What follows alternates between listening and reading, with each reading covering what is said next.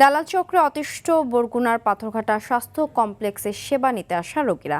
হাসপাতালটিতে যথেষ্ট সুযোগ সুবিধা থাকার পরও রোগীদের অনেকটা টেনে হিচড়ে বেসরকারি ক্লিনিকে নিয়ে যায় তারা।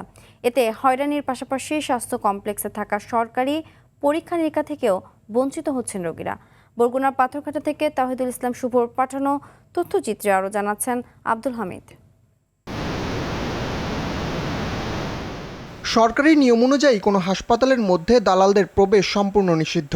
তাদের ঠেকাতে রয়েছে 7টি নির্দেশনাও। তবে বরগুনার পাথরঘাটা উপজেলা স্বাস্থ্য কমপ্লেক্সের চিত্র পুরোপুরি ভিন্ন। আমি চাকরি করি রিপোর্ট লই। হাসপাতালটিতে দালালদের যন্ত্রণায় অতিষ্ঠ রোগীরা। প্রেসক্রিপশন টানাটানি থেকে চটকদার অফার নিয়ে রোগীদের বিভ্রান্ত করছে অন্তত 28টি বেসরকারি ক্লিনিকের দালালরা। রোগীদের অভিযোগ এসব চক্রের সঙ্গে অনেক চিকিৎসকও জড়িত। হাসপাতালের জনবল সংকটের সুযোগও নিচ্ছে এই দালাল চক্রের সদস্যরা। এতে সরকারি সেবা থেকে বঞ্চিত হচ্ছেন নিম্ন আয়ের মানুষ। যেখানে আমাদের 300 টাকায় হবে ওইখানে চাইছে 1400 টাকায়। মহিলা ছিল, আপনাদের দেখে তারা পালিয়ে গেছে।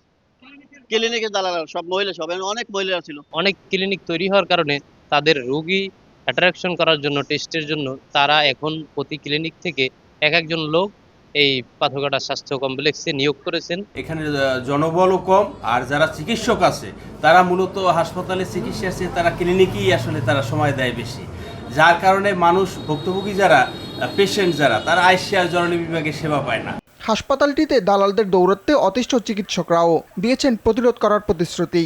হাসপাতালে অফিস চলাকালীন বা অন্যান্য সময়ে যে বাইরে ল্যাব ডায়াগনোসিসের কোনো লোকজন ঢুকতে পারবে না, এই ব্যাপারে স্যারের নোটিশ করছেন। দালালদের পাশাপাশি নামে বেনামে গড়ে ওঠা বেসরকারি ক্লিনিকের বিরুদ্ধেও ব্যবস্থা নেবে প্রশাসন, এমনটাই প্রত্যাশা রোগী ও স্বজনদের। আব্দুল হামিদ, RTV।